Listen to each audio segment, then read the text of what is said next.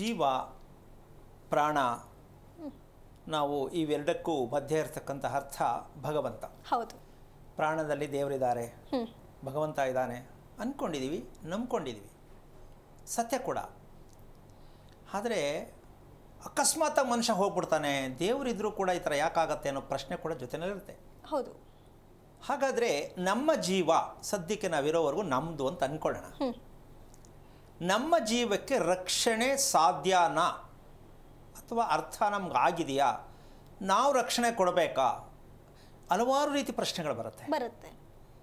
ಈ ರಹಸ್ಯಕ್ಕೆ ಕಾರಣಕರ್ತನಾಗಿರ್ತಕ್ಕಂತಹ ಶ್ರೀಮನ್ನಾರಾಯಣನ ಪಾದ ಕಮಗಳಿಗೆ ಕೋಟಿ ಕೋಟಿ ನಮನಗಳ ಅರ್ಪಣೆಯನ್ನು ಮಾಡಿ ವಿಷಯಕ್ಕೆ ಬರೋದಕ್ಕೊಂದು ಸಣ್ಣ ಉದಾಹರಣೆ ಕೊಡಬೇಕಾಗತ್ತೆ.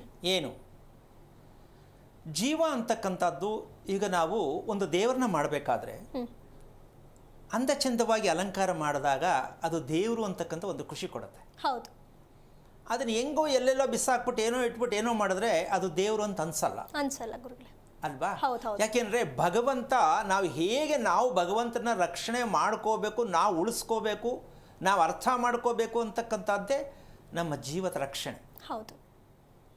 ದೇವಸ್ಥಾನಕ್ಕೂ ಕೂಡ ಬೀಗ ಹಾಕ್ತೀವಿ ನಾವು, ಹೌದು, ಯಾರು ನುಗ್ಬಿಡ್ತಾರೆ ಅಂತ. ಹೌದು.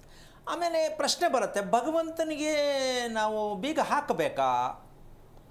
ಬರುತ್ತಲ್ವಾ? ಹೌದು ಗುರುಗಳೇ. ನಿಮ್ಮಂತ ಓದಿರೋರು ಕೇಳ್ತಾರೆ, ಅಲ್ಲ ದೇವರು ಅಂದ ಮೇಲೆ ದೇವ್ರಿಗೆ ಬೀಗ ಹಾಕ್ತೀರಾ?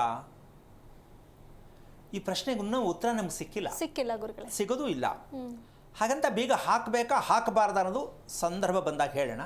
ಅದಕ್ಕೆ ಹತ್ರವಾದ ಒಂದು ಮಾರ್ಗದರ್ಶನ ವಿಷಯ ಏನಪ್ಪ ಅಂದರೆ, ಮಗುವಿಂದ ಹಿಡಿದು ಸಾಯೋ ವೃದ್ಧರವರೆಗೂ ಕಾಯಿಲೆ ಯಾವುದು ಗೊತ್ತಿಲ್ಲ, ಔಷಧಿ ಏನು ಕೊಟ್ಟರು ಹೋಗಿಲ್ಲ.